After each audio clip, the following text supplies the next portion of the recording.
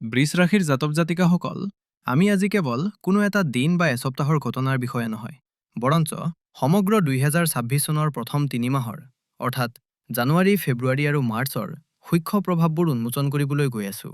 মই আপোনালোকৰ গোচৰ, আপোনালোকৰ নক্ষত্ৰ আৰু গ্ৰহ নক্ষত্ৰৰ নিৰন্তৰ গতিৰ ওপৰত গভীৰ অধ্যয়ন কৰিছো। আৰু যি সত্য ওলাই আহিছে, সেয়া জনাটো আপোনালোকৰ বাবে অত্যন্ত প্ৰয়োজনীয়।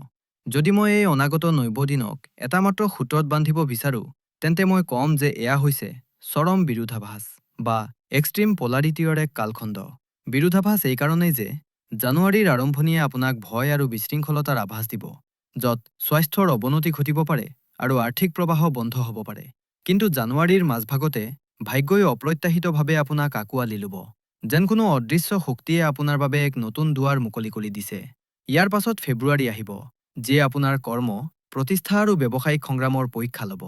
কিন্তু মাৰ্চ মাহে সেই স্থিৰতা আৰু মানসিক শান্তিলৈ উপস্থিত হ'ব, যাৰ কামনা আপোনালোকে দীৰ্ঘদিন ধৰি কৰি আহিছে। এই যাত্ৰা সহজ নহয়। এয়া এক তীব্ৰ উত্থান পতনৰ পথ, আৰু এই পথত কেনেকৈ ভাৰসাম্য বৰ্তাই ৰাখিব লাগিব, সেয়াই হৈছে আজিৰ আলোচনাৰ সাৰাংশ। এই ভৱিষ্যত বিচাৰ বৃষলগ্ন আৰু বৃষ ৰাশি উভয়ৰে বাবে সমানভাৱে গুৰুত্বপূৰ্ণ। অনুগ্ৰহ কৰি একাগ্ৰতা আৰু ধৈৰ্যৰ সৈতে শুনক। এই জ্ঞান আপোনাৰ অনাগত ভৱিষ্যতৰ সুৰক্ষা কৱচ হ'ব পাৰে। এতিয়া ভৱিষ্যত ফলৰ মূল বিশ্লেষণত প্ৰৱেশ কৰাৰ আগতে আপোনাৰ ৰাশিৰ ইভ্যন্তৰীণ গঠনক বুজি পোৱাটো প্ৰয়োজনীয়। আপোনালোকে প্ৰায়ে সোধে, মোৰ ৰাশি বৃষ আৰু মোৰ ভাইৰো বৃষ, তথাপিও আমাৰ জীৱনৰ ঘটনাবোৰৰ মাজত পাৰ্থক্য কিয়? ইয়াৰ উত্তৰ হ'ল নক্ষত্ৰ।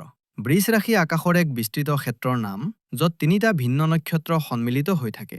2026 চনৰ এই সময়ছোৱা আপোনাৰ বাবে বৰদান হ'বনে প্ৰত্যাহ্বান, সেয়া বহু পৰিমাণে নিৰ্ভৰ কৰিব যে আপুনি কোনটো নক্ষত্ৰৰ অন্তৰ্গত জন্মগ্ৰহণ কৰিছে। যদি আপোনাৰ জন্ম বৃষ ৰাশিৰ প্ৰাৰম্ভিক ভাগত হৈছে, তেন্তে আপুনি কৃত্তিকা নক্ষত্ৰৰ জাতক, যাৰ স্বামী হ'ল সূৰ্য। নেতৃত্ব আপোনাৰ স্বভাৱত জন্মগতভাৱে আছে, আৰু কাৰো আগত মূৰ দোৱাটো আপুনি সহজে মানি ল'ব নোৱাৰে। কিন্তু 2026 চনৰ প্ৰথম ত্ৰৈমাসিকত, বিশেষকৈ ফেব্ৰুৱাৰীত, এই অহংশক্তিয়েই আপোনাৰ বাবে সংকটৰ কাৰণ হ'ব পাৰে। অফিচৰ ৰাজনীতি, উচ্চপদস্থ বিষয়াৰ হেঁচা, আৰু আপোনাৰ মনৰ ভিতৰত উঠা ক্ষোভ, এইবোৰে মিলি আপোনাক আৱেগপূৰ্ণ সিদ্ধান্তৰ ফালে ঠেলি দিব পাৰে। এই আৱেগক সংযত কৰাটো অত্যন্ত জৰুৰী। যদি আপোনাৰ জন্ম মধ্যভাগত হৈছে, তেন্তে আপুনি ৰোহিণী নক্ষত্ৰৰ পুত্ৰ-কন্যা, যাৰ স্বামী হ'ল চন্দ্ৰ। আপোনাৰ প্ৰকৃতি কোমল, আৱেগপ্ৰৱণ, আৰু আপুনি আনক প্ৰতিপালন কৰাত বিশ্বাসী। মাৰ্চৰ সময়ছোৱা আপোনাৰ বাবে অত্যন্ত সংবেদনশীল হ'ব। চন্দ্ৰগ্ৰহণৰ প্ৰভাৱে ৰোহিণী জাতকসকলৰ ওপৰত গভীৰ আৱেগিক উত্থান পতন লৈ আহিব। অকাৰণতে উদাসীনতা, মনৰ অস্থিৰতা, আৰু কোনেও আপোনাৰ মনৰ গভীৰতা বুজি পোৱা নাই বুলি অনুভৱ হোৱা, এই ভাৱবোৰ প্ৰবল হ'ব। কিন্তু মনত ৰাখিব, এই সংবেদনশীলতাই আপোনাৰ আটাইতকৈ ডাঙৰ শক্তি। আপুনি নিজেই নিজৰ নিৰাময়তকাৰী, আৰু আপুনি আনকো স্থিৰতা প্ৰদান কৰে। আৰু যদি আপোনাৰ জন্ম বৃষ ৰাশিৰ শেষৰ ফালে হৈছে, তেন্তে আপুনি মৃগশিৰা নক্ষত্ৰৰ জাতক, যাৰ স্বামী হ'ল মঙল। আপুনি যোদ্ধাৰ দৰে শক্তিমন্ত, নিৰ্ণায়ক আৰু কৰ্মঠ। আপোনাৰ বাবে জানুৱাৰী মাহটো অসাধাৰণ আৰু শুভ প্ৰমাণিত হ'ব পাৰে। 16 জানুৱাৰীত মঙল গ্ৰহ উচ্চস্থ হোৱাৰ লগে লগে আপুনি পৰাক্ৰম, সাহস আৰু অদ্ভুত ফলাফল লাভ কৰিব। পুলিচ, সেনাবাহিনী, খেল, ফিটনেছ বা যিকোনো শাৰীৰিক শক্তি আধাৰিত ক্ষেত্ৰত কাম কৰা জাতকসকলৰ বাবে এই সময় এক সোণালী সুযোগ। এতিয়া বলক সময়ৰ চকা ঘূৰাওঁ আৰু প্ৰৱেশ কৰোঁ জানুৱাৰী 2026।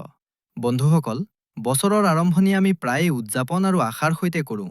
কিন্তু গ্ৰহৰ স্থিতিয়ে কৈ আছে যে জানুৱাৰীৰ প্ৰথম 12 দিন আপোনাৰ বাবে ৰেড এলাৰ্ট হৈ আছে। মই আপোনালোকক ভয় খুওৱা নাই, কেৱল সাৱধান কৰি দিছোঁ। 1 জানুৱাৰীৰ পৰা 12 জানুৱাৰীলৈকে আপোনাৰ অষ্টম ঘৰত গ্ৰহৰ এক মহা সমাৱেশ ঘটিব। জ্যোতিষত অষ্টম ঘৰক ৰন্ধভাৱ বুলি কোৱা হয়। ই মৃত্যুতুল্য কষ্ট, হঠাৎ দুৰ্ঘটনা আৰু পীড়াৰ ঘৰ। আৰু ইয়াত কোনে কোনে অৱস্থান কৰিছে? ইয়াত সূৰ্য আছে, ইয়াত আপোনাৰ লগ্নেশ শুক্ৰ আছে, ইয়াত বুধ আছে, আৰু ইয়াত মঙল গ্ৰহ আছে। ইয়াৰ অৰ্থ কি? ইয়াৰ পোনপটীয়া অৰ্থ হ'ল যে আপোনাৰ স্বাস্থ্য বিপদত আছে। মঙল গ্ৰহ অষ্টম ঘৰত থকাৰ ফলত তেজৰ বিকাৰ, অস্ত্ৰোপচাৰ বা দুৰ্ঘটনাৰ যোগ সৃষ্টি হয়। যদি আপোনাৰ আগৰে পৰা কোনো বেমাৰ আছে, তেন্তে এই সময়ত সেয়া বাঢ়িব পাৰে। আপোনাৰ ৰোগ প্ৰতিৰোধ ক্ষমতা অতি দুৰ্বল থাকিব। আপুনি গাড়ী বা বাহন চলাওঁতে খুবেই সাৱধান হ'ব লাগিব। দ্বিতীয় আটাইতকৈ ডাঙৰ বিপদ হ'ল ধন বা টকা পইচাৰ। অষ্টম ঘৰটো লোকচান বা লছৰ ঘৰো হয়। মোৰ আপোনাৰ ওচৰত হাতজোৰ কৰি অনুৰোধ যে 1 জানুৱাৰীৰ পৰা 12 জানুৱাৰীৰ ভিতৰত লাগিলে কোনেও আপোনাক সোণৰ চৰাইও দেখুৱাওক, আপুনি মানসিকভাৱেও অলপ অশান্তিত থাকিব। 13 জানুৱাৰী। এই তাৰিখটো আপোনাৰ কেলেণ্ডাৰত মাৰ্ক কৰি লওক। ত্ৰয়োদশ জানুৱাৰীৰ পৰা আপোনাৰ জীৱনত এনে এক পৰিৱৰ্তন আহিব যাক আমি জ্যোতিষত ভাগ্যোদয় বুলি কওঁ। ত্ৰয়োদশ জানুৱাৰীত আপোনাৰ লগ্নেশ শুক্ৰ, যি এতিয়ালৈকে অষ্টম ঘৰৰ গাঁতত আছিল, তেওঁ ওলাই আহি নৱম ঘৰত প্ৰৱেশ কৰিব। নৱমম ঘৰ অৰ্থাৎ ভাগ্যৰ ঘৰ, ধৰ্মৰ ঘৰ। লগ্নেশ ভাগ্যৰ ঘৰলৈ যোৱা ই নিজে এক ৰাজযোগ। হঠাৎ আপুনি অনুভৱ কৰিব যে যিবোৰ কাম কালিলৈকে আবদ্ধ হৈ আছিল সেইবোৰ আজি নিজে নিজেই হৈ গৈছে। ইয়াৰ পাছত চতুৰ্দশ জানুৱাৰীত সূৰ্যদেৱো নৱম ঘৰলৈ আহিব। আৰু তাৰ পাছত আহিব সেই তাৰিখ যিটো এই ৩ মাহৰ আটাইতকৈ ডাঙৰ তাৰিখ, ১৬ জানুৱাৰী। ১৬ জানুৱাৰীত মঙলদেৱ আপোনাৰ ভাগ্যস্থানত প্ৰৱেশ কৰিব আৰু তাত উচ্চ হৈ যাব। মঙল হৈছে শক্তি, মঙল হৈছে সাহস। যেতিয়া সাহস ভাগ্যৰ ঘৰত বহি উচ্চ হয়, তেতিয়া মানুহৰ ভিতৰত ইমান পৰাক্ৰম আহে যে তেওঁ পাহাৰো ভাঙিব পাৰে। আপোনাৰ ভিতৰত এক নতুন শক্তিৰ সঞ্চাৰ হ'ব। আৰু সোণত শুৱগা চৰাৰ দৰে ১৭ জানুৱাৰীত বুধ গ্ৰহো তালৈকে আহিব। বুধ ধনৰ গৰাকী। যেতিয়া ধনৰ গৰাকী ভিগ্যত আহে, তেতিয়া মহা ধনযোগ সৃষ্টি হয়। গতিকে জানুৱাৰীৰ দ্বিতীয় পক্ষ অৰ্থাৎ ১৫ তাৰিখৰ পাছৰ সময়খিনি আপোনাৰ বাবে টকাৰ বৰষুণৰ সময়। ৰৈ থকা টকা ঘূৰাই পাব। যদি কোনো পৈতৃক সম্পত্তিৰ বিষয়ে কোৰ্টত আবদ্ধ হৈ আছিল বা পৰিয়ালত বিবাদ আছিল, তেন্তে সেয়া আপোনাৰ পক্ষত সমাধান হ'ব। আপুনি এই সময়ত মাটি বাৰী কিনিব পাৰে, সোণ কিনিব পাৰে। যি ছাত্ৰ-ছাত্ৰীয়ে বিদেশলৈ যোৱাৰ সপোন দেখি আছে, তেওঁলোকৰ বাবে এই সময় অতি অনুকূল। ভিছাৰ ফাইল লগাব লগা হ'লে বা কলেজত আবেদন কৰিব লগা হ'লে ফেব্ৰুৱাৰী মাহ। এই মাহটো আপোনাৰ ধৈৰ্যৰ, আপোনাৰ সহন শক্তিৰ আৰু আপোনাৰ কেৰিয়াৰৰ আটাইতকৈ ডাঙৰ পৰীক্ষা। গ্ৰহৰ যি দলটো জানুৱাৰীত নৱম ঘৰত আছিল, এতিয়া তেওঁলোক লাহে লাহে খোজকাঢ়ি দশম ঘৰলৈ আহিব।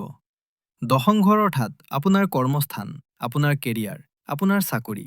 ইয়াত এক অতি আমোদজনক আৰু বিপদজনক যোগ সৃষ্টি হৈছে। আপোনাৰ দশম ঘৰত আগৰে পৰাই ৰাহু মহাৰাজ বহি আছে। জ্যোতিষত এষাৰ কথা আছে, ৰাহু দহমে দুনিয়া বসমে। ৰাহু দহত থাকিলে পৃথিৱী নিজৰ হাতৰ মুঠিত থাকে। ৰাহু দশম ঘৰত থাকিলে মানুহক অতি উচ্চাকাংক্ষী বুলি গঢ়ি তোলে। তেওঁক উচ্চতালৈ লৈ যাব বিচাৰে। কিন্তু ৰাহু প্ৰবঞ্চনাও হয়, ৰাহু ধোঁৱাও হয়। ফেব্ৰুৱাৰী মাহত, বিশেষকৈ সপ্তদশ ফেব্ৰুৱাৰীৰ আশে-পাশে এক অতি ডাঙৰ মহাজাগতিক ঘটনা ঘটিব, সূৰ্য গ্ৰহণ। আৰু এই গ্ৰহণ কতত লাগিছে? ঠিক আপোনাৰ কেৰিয়াৰৰ ঘৰত। সূৰ্য যি ক্ষমতা, চৰকাৰ আৰু আপোনাৰ বছৰ বছকাৰক, তেওঁ ৰাহুৰ প্ৰভাৱত আহিব। ইয়াৰ ফলাফল কি হ'ব? ইয়াৰ ফলাফল এয়া হ'ব যে আপোনাৰ কৰ্মক্ষেত্ৰত, আপোনাৰ অফিচত হঠাৎ এক ভূমিকম্প আহিব পাৰে। যিজন বছে কালিলৈকে আপোনাৰ পিঠত হাত থৈ প্ৰশংসা কৰিছিল, হঠাৎ তেওঁ আপোনাৰ কামত ভুল উলিয়াবলৈ ধৰিব। আপোনাৰ পিঠিৰ পাছত আপোনাৰ সহকৰ্মীসকলে আপোনাৰ বিৰুদ্ধে ৰাজনীতি কৰিব পাৰে, ষড়যন্ত্ৰ ৰচিব পাৰে। আপুনি এনে অনুভৱ কৰিব যে মই ইমান কষ্ট কৰিছোঁ, তথাপিও মই সেই সন্মান পোৱা নাই যাৰ মই যোগ্য। আপোনাৰ ওপৰত মিছা অভিযোগো লাগিব পাৰে, কাৰণ ৰাহু বদনামৰো কাৰক। এই হেঁচাত পৰি বহুতো বৃষ ৰাশিৰ মানুহে এটা ডাঙৰ ভুল কৰিব পাৰে। সেই ভুলটো হ'ল ইস্তফা দিয়া বা ৰেজিগনেশ্যন দিয়া। আপোনাৰ মন যাব যে বহুত হ'ল, মই এই চাকৰি এৰি দিছোঁ। কিন্তু বন্ধুসকল, ইয়াতে আপুনি ৰ'ব লাগিব। এয়া ৰাহুৰ চাল। ২৬ ফেব্ৰুৱাৰীত বুধ গ্ৰহ তাতে বক্ৰী হৈ যাব, অৰ্থাৎ ওলোটা চলিব। বুধ বুদ্ধিৰ দেৱতা। যেতিয়া বুদ্ধিৰ দেৱতা বক্ৰী হৈ যায় আৰু কেৰিয়াৰৰ ঘৰত গ্ৰহণ লাগে, তেতিয়া মানুহে সঠিক সিদ্ধান্ত ল'ব নোৱাৰে। আপুনি খঙত চাকৰি এৰি দিব আৰু তাৰ পাছত অহা ৪ মাহলৈ আপুনি নতুন চাকৰি নাপাব। আপুনি অনুশোচনা কৰিব। সেয়েহে ফেব্ৰুৱাৰীৰ বাবে মোৰ আপোনাৰ প্ৰতি কেৱল এটাই মন্ত্ৰ, শান্তি। লাগিলে যিমানে অপমান নহওক, যিমানে খং নুঠক, ফেব্ৰুৱাৰী মাহটো মূৰ দুৱাই পাৰ কৰি দিয়ক। কাৰো লগত তৰ্ক নকৰিব, কোনো ৰাজনীতিৰ অংশ নহ'ব। নিজৰ টেবুলত কাম কৰক আৰু ঘৰলৈ আহক। যদি আপুনি ব্যৱসায়ত আছে, তেন্তে এই সময় কোনো ৰিস্ক লোৱাৰ সময় নহয়। ৰাহুৱে আইনী মেৰপাক বা লিগাল ইছ্যুছো দিয়ে। গতিকে টেক্স ফাঁকি দিয়া বা কোনো অবৈধ শ্বৰ্টকাট একেবাৰেই গ্ৰহণ নকৰিব, নহ'লে আপুনি দীঘলীয়াৰ বিপদত পৰিব পাৰে। স্বাস্থ্যৰ ফালৰ পৰাও ফেব্ৰুৱাৰী অলপ গধুৰ। দশম ঘৰৰ বোজা আপোনাৰ কঁকালৰ ওপৰত পৰিব। আপোনাৰ লোৱাৰ বেক পেইন অৰ্থাৎ মেৰুদণ্ডৰ তলৰ অংশত বিষ, L4, L5ৰ সমস্যা হ'ব পাৰে। কামৰ ষ্ট্ৰেছে আপোনাক এনজাইটি আৰু অনিদ্ৰতা দিব পাৰে। এতিয়া মই ইয়াত অলপ ৰ'ব বিচাৰিম আৰু সমাজৰ সেই স্তম্ভৰ বিষয়ে কথা পাতিব বিচাৰিম, যাৰ আলোচনা প্ৰায়ে ৰাশিফলত কৰা নহয়, কিন্তু যিসকল আটাইতকৈ বেছি প্ৰভাৱিত হয়। আমাৰ গৃহিণীসকল, আমাৰ আই মাতৃসকল, মাতৃ আৰু ভগ্নীসকল। প্ৰায় মানুহে কেৰিয়াৰ আৰু বিজনেছৰ কথা কয়, কিন্তু ঘৰখনৰ মূল লক্ষ্য আপুনিয়েই। আপোনালোকৰ গ্ৰহৰ গতিয়ে কৈ আছে যে এই ৩ মাহ, বিশেষকৈ ফেব্ৰুৱাৰী আৰু মাৰ্চৰ সময়, আপোনাৰ বাবে আৱেগিকভাৱে অতি উথল-পথল ভৰা হ'ব। চাওক, আপোনাৰ চাৰিৰ্থ ভাৱত, যিটো সুখ, শান্তি আৰু ঘৰৰ ভাৱ, তাত কেতু মহাৰাজ বিৰাজমান। কেতুৰ স্বভাৱ হৈছে কাটি দিয়া বা পৃথক কৰা। অহা ৩ মাহত আপুনি বাৰে বাৰে এনে অনুভৱ কৰিব যে আপুনি এই ঘৰখনৰ বাবে নিজৰ স্বামী আৰু ল'ৰা-ছোৱালীৰ বাবে নিজৰ প্ৰাণ দি দিয়ে, পুৱাৰ পৰা ৰাতিলৈ খাটে, কিন্তু কোনেও আপোনাৰ কদৰ নকৰে। আপুনি নিজৰ ঘৰতে, নিজৰ পৰিয়ালৰ মাজতে অকলশৰীয়া অনুভৱ কৰিব। আপোনাৰ লাগিব যে সকলো স্বাৰ্থপৰ। এই যি বৈৰাগ্য আৰু দুখৰ ভাৱনা, এয়া কেতুৱে দি আছে। ফেব্ৰুৱাৰীত যেতিয়া আপোনাৰ স্বামীৰ কেৰিয়াৰত ধুমুহা আহিব, তেতিয়া তাৰ পোনে পোনে প্ৰভাৱ ঘৰৰ পৰিৱেশত পৰিব। তেওঁ অফিচৰ খং ঘৰত উলিয়াব পাৰে। এনে সময়ত আপুনি বহুত ধৈৰ্য ধৰিব লাগিব। কিন্তু আপুনি আটাইতকৈ বেছি সাৱধান হ'ব লাগিব মাৰ্চ মাহত। ৩ মাৰ্চত এটা চন্দ্ৰগ্ৰহণ লাগিবলৈ গৈ আছে। আৰু এই গ্ৰহণ পোনপটীয়াকৈ আপোনাৰ চাৰিৰ্থ ভাৱ, অৰ্থাৎ আপোনাৰ মন আৰু শৰীৰৰ ওপৰত লাগি আছে। ইয়াৰ প্ৰভাৱ আপোনাৰ শাৰীৰিক আৰু মানসিক স্বাস্থ্যত পৰিব। আপোনাক হৰমনৰ লগত জড়িত সমস্যাই আমনি কৰিব পাৰে। যদি আপোনাৰ বয়স ৪৫-৫০ৰ আশে-পাশে, তেন্তে মেনপজ সম্পৰ্কীয় সমস্যা বাঢ়িব পাৰে। জৰায়ু বা পেটৰ তলৰ অংশত বিষ হ'ব পাৰে। ভৰিত বিষ আৰু অত্যধিক ভাগৰ অনুভৱ হ'ব। মোৰ আপোনাক পৰামৰ্শ এইয়ে যে মাৰ্চ মাহত ছুপাৰমেন হোৱাৰ চেষ্টা নকৰিব। যদি শৰীৰে সঁহাৰি দিয়া নাই, তেন্তে কাম এৰি দিয়ক আৰু বিশ্ৰাম লওক। ঘৰ চাফা কৰা বা ঘৰ সজোৱাক লৈ খুব বেছি চাপ নল'ব। ৩ মাৰ্চৰ আশে-পাশে ঘৰত কোনো তৰ্ক-বিতৰ্কক ডাঙৰ হ'বলৈ নিদিব, কাৰণ সেই সময়ত আপুনি খুব বেছি আৱেগিক হৈ থাকিব। সৰু কথা এটাও আপোনাৰ বুকুত বিন্ধিব পাৰে আৰু আপুনি কান্দিব পাৰে। কিন্তু ভয় নাখাব, এই সময়ো পাৰ হৈ যাব। ১১ মাৰ্চৰ পাছত যেতিয়া গুৰু বা বৃহস্পতিৰ স্থিতি ভাল হ'ব, তেতিয়া ঘৰলৈ আকৌ সুখ ঘূৰি আহিব। বলক, এতিয়া আগবাঢ়ো মাৰ্চ ২০২৬ দিশে। মই কোৱাৰ দৰেই মাৰ্চৰ আৰম্ভণি এটা গ্ৰহণৰ সৈতে হ'ব, ৩ মাৰ্চৰ চন্দ্ৰগ্ৰহণ।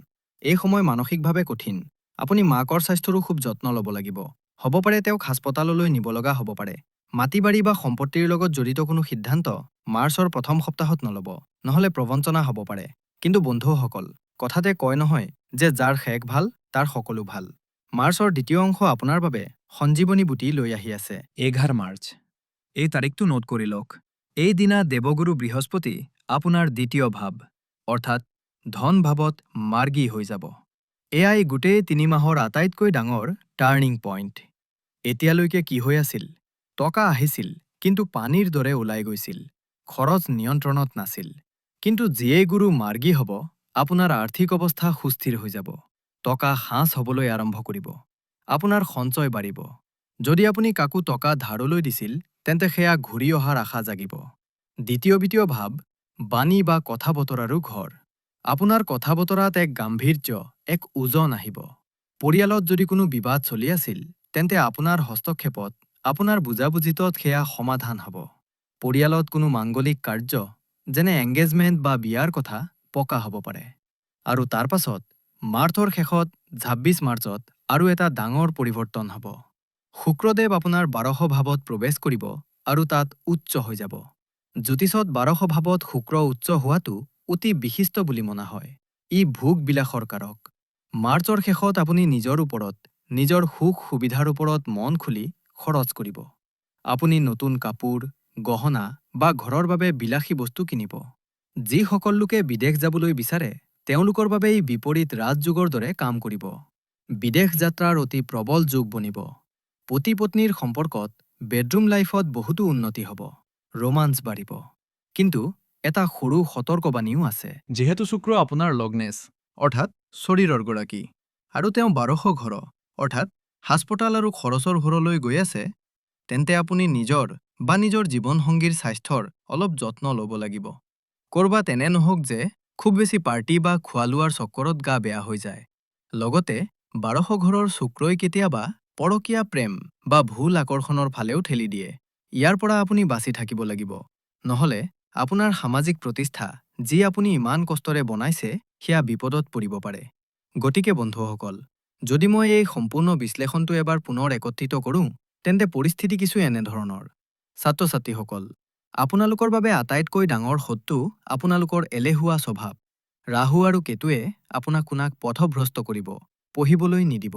কিন্তু ১৬ জানুৱাৰীৰ পাছৰ সময় আপোনাৰ বাবে সোণালী সময়। তাৰ ফাইদা উঠাওক। প্ৰেম আৰু বিবাহৰ কথা ক'বলৈ গ'লে, জানুৱাৰীৰ মধ্যভাগ নতুন সম্পৰ্কৰ বাবে বৰ ধুনীয়া। বিয়া পকা হ'ব পাৰে। কিন্তু মাৰ্চৰ শেষত নিজৰ চৰিত্ৰ আৰু মৰ্যাদাৰ খেয়াল ৰাখিব। ধনৰ কথা ক'বলৈ গ'লে, জানুৱাৰীৰ প্ৰথম ১২ দিন পকেটত তলা লগাই ৰাখক। বিনিয়োগ নকৰিব। ১৫ জানুৱাৰীৰ পৰা ১৫ ফেব্ৰুৱাৰীলৈ ভৰপূৰ টকা আহিব। আৰু ১১ মাৰ্চৰ পাছত ধনত স্থিৰতা আৰু জমা হোৱাৰ যোগ আছে। চাকৰিৰ বাবে ফেব্ৰুৱাৰী মাহটো বিপদৰ ঘণ্টা। চাকৰি এৰিব নালাগে। বছৰ লগত তৰ্ক কৰিব নালাগে। কেৱল শান্ত হৈ এই মাহটো পাৰ কৰি দিয়ক। মাৰ্চৰ শেষত নতুন আৰু উন্নত চাকৰিয়ে নিজে আপোনাৰ দুৱাৰত টোকৰ মাৰিব। এতিয়া আটাইতকৈ গুৰুত্বপূৰ্ণ অংশ, প্ৰতিকাৰ বা উপায়। সমস্যা আছে যেতিয়া আমাৰ ঋষিসকলে সমাধানও দি থৈ গৈছে। 2026 চনৰ এই প্ৰথম 3 মাহক সুৰক্ষিত আৰু সফল কৰিবলৈ মই আপোনাৰ বাবে 3টা অতি শক্তিশালী আৰু সাত্বিক উপায় উলিয়াইছোঁ। 1. প্ৰথম উপায়টো হ'ল নৱবৰ্ষৰ আৰম্ভণিৰ বাবে। বছৰৰ প্ৰথম দিনা অৰ্থাৎ 1 জানুৱাৰীত বা 31 ডিচেম্বৰৰ সন্ধিয়া আপুনি যিকোনো দেৱী মন্দিৰলৈ যাব লাগে। লাগিলে সেয়া দুৰ্গা মাকৰ হওক, কালী মাকৰ হওক বা লক্ষ্মী মাকৰ। তাত গৈ মাক এটুকুৰা ৰঙা ৰঙৰ চুনৰি আৰু আতৰৰ এটা সৰু বটল উপহাৰ দিয়ক। তাতেই মন্দিৰত বহি 5-10 মিনিট লক্ষ্মী চালিচা বা দুৰ্গা চালিচা পাঠ কৰক আৰু মনতে প্ৰাৰ্থনা কৰক যে হে মা, মোৰ লগ্নে শুক্ল মজবুত হওক আৰু অহা সংকটবোৰ দূৰ হওক। এই উপায়ে অষ্টম ঘৰৰ দোষ কাটি দিব। 2. দ্বিতীয় উপায়টো ৰাহু কেতু আৰু গ্ৰহণ শান্তিৰ বাবে। এই উপায় আপুনি ফেব্ৰুৱাৰী আৰু মাৰ্চ মাহত বিশেষকৈ কৰিব লাগে। কেৰিয়াৰত ৰাহুৰ বিষ কম কৰিবলৈ আৰু মনৰ শান্তিৰ বাবে চৰাই চিৰিকটিৰ সেৱা কৰক। বজাৰৰ পৰা সাতনাজা অৰ্থাৎ 7 প্ৰকাৰৰ মিহলি শস্য লৈ আনক আৰু নিয়ম বনাই লওক যে সদায় পুৱা বা সন্ধিয়া পাৰ চৰাই বা যিকোনো চৰাইক এই শস্য খাবলৈ দিব।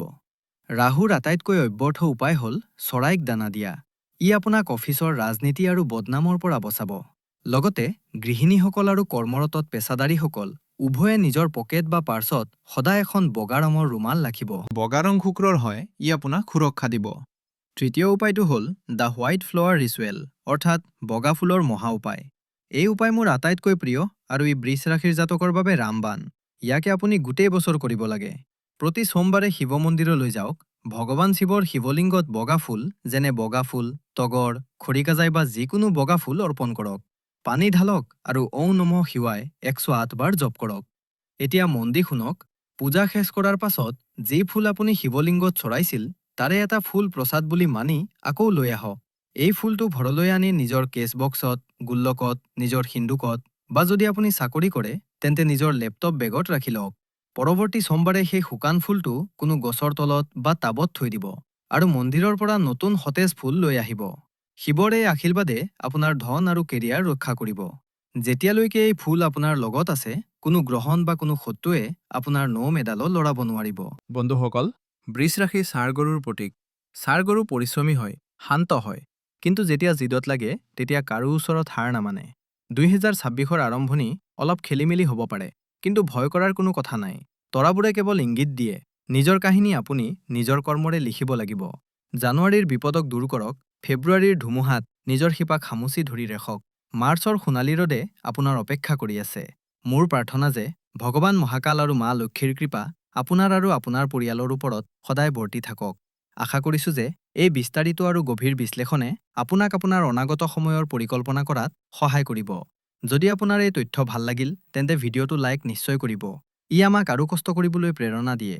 তলত কমেণ্টত আপোনাৰ উপস্থিতি জনাওক আৰু জয় মহাকাল বা জয় শ্ৰীৰাম নিশ্চয় লিখিব। এই ভিডিঅ'টো আপোনাৰ বৃষ ৰাশিৰ বন্ধু, আত্মীয় আৰু পৰিয়ালৰ গ্ৰুপত শ্বেয়াৰ কৰক। মই আপোনাক লগ পাম পৰৱৰ্তী ভিডিঅ'ত এক নতুন তথ্যৰ সৈতে। তেতিয়ালৈকে নিজৰ যত্ন ল'ব, সুখী থাকক, সুস্থ থাকক। হৰ হৰ মহাদেৱ।